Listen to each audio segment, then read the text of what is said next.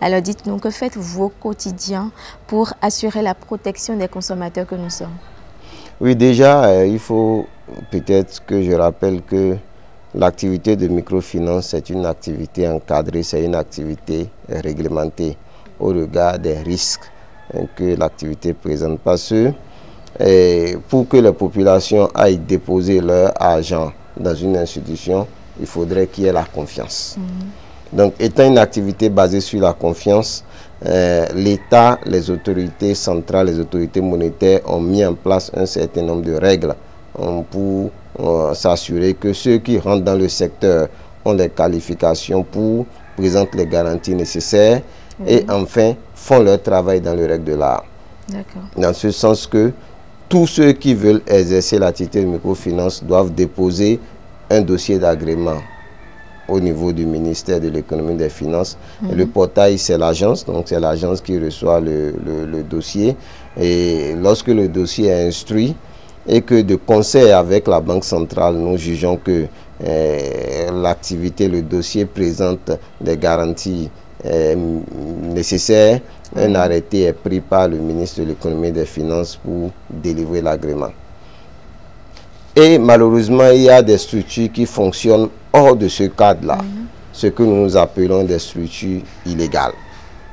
Le Bénin s'était illustré en son temps par la malheureuse affaire ICC Service, qui a été un peu, disons, le point d'orgue des structures illégales. Et dans la foulée, en son temps, on avait recensé près de 300 structures qui exerçaient en marge de la réglementation. Et depuis 2016, des mesures ont été prises, notamment en termes, disons, de répression, de sensibilisation, et on fait en sorte que le nombre de structures a quasiment disparu, je dirais. Les structures, il n'y en a plus beaucoup. Et dans la foulée, il y a le phénomène Adogbe qui est resté. Le phénomène Adogbe, c'est quoi? C'est une forme de tontine que les populations font auprès justement des personnes physiques comme morales, des tontiniers, et en contrepartie, ils reçoivent, disons, des biens. On peut faire Adogbe pour avoir à la fin des feuilles de tôle, des bols et tout ça. Vous savez, la tontine est un phénomène séculaire dans nos pays. La tontine traditionnelle date de plusieurs années. Donc les gens se sont inscrits dans ce sillage-là pour, disons, développer ce phénomène Adogbe.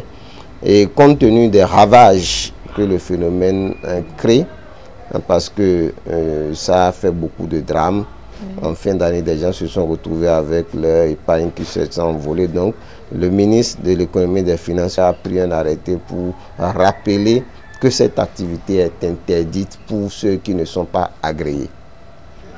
Donc, ce que nous faisons, c'est ça, c'est de veiller au respect de cet arrêté. Et en procédant à l'identification, je le dis toujours, parce que notre premier travail, c'est d'identifier toutes les structures illégales. Ensuite, de les faire fermer. Il y a eu des actions qui sont menées de concert avec les structures judiciaires et policières, la BEF et la CRIET, pour fermer et condamner les gens. De sorte qu'aujourd'hui, le nombre de structures a diminué. Mais la veille doit être permanente. Parce qu'à chaque fois qu'il y en a qui disparaissent, d'autres naissent. Donc, ce qu'il y a à faire, c'est justement accélérer la veille, sensibiliser davantage nos populations, leur prodiguer ce que nous appelons l'éducation financière, pour que non seulement elles puissent savoir identifier les structures formelles, mais également elles puissent connaître leurs droits en général en tant que consommateurs des services financiers.